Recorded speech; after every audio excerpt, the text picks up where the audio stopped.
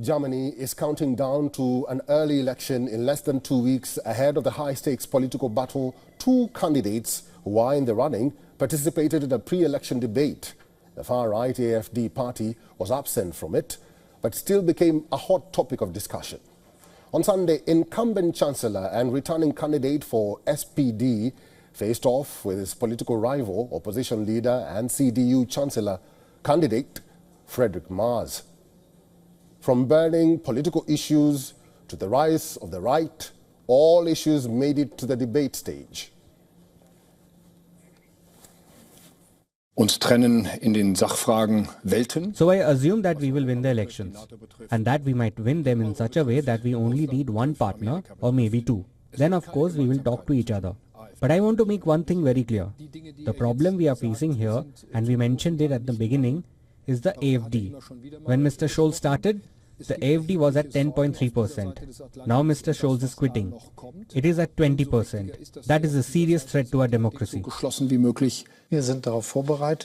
And against the backdrop of our history, we in Germany must do everything we can to ensure that the AfD has no significance. That is why there is no cooperation with them. You can rely on the Social Democrats. And you can rely on me. Following the debate, Germans had a less than impressed reaction to both leaders. Listen in to what locals had to say. Überhaupt keine neuen Erkenntnisse. Die haben einfach ihre Standpunkte vertreten, die schon bekannt waren.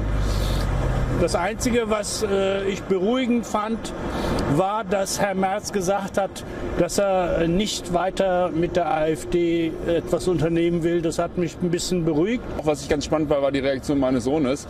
Den hat nämlich meine Frau gefragt, wen er von beiden sympathisch findet. Und er sagte, niemanden.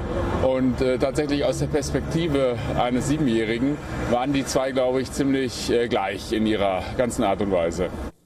Germany goes to polls on February 23rd for early elections after a three-way coalition collapsed in November last year and lawmakers passed a no-confidence motion in December.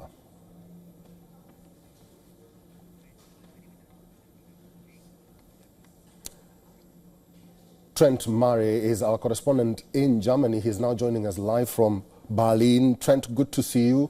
I don't know, where do Germans stand right now? How do they feel about the debate? Who do you think won the debate, and was it fair?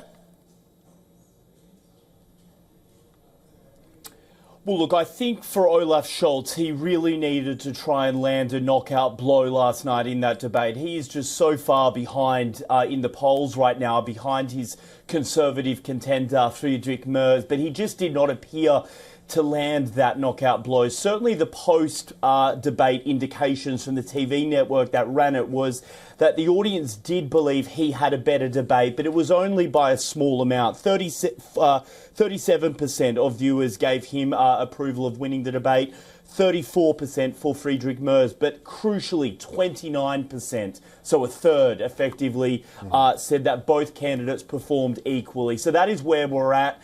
Less than 2 weeks now before this election. It certainly is still Friedrich Merz's to lose, I could say, but Olaf Scholz didn't go down without a fight. It was pretty combative at times over key issues like immigration, the economy, and of course Germany's role in the world, particularly with Donald Trump now back in the White House and tariffs being discussed.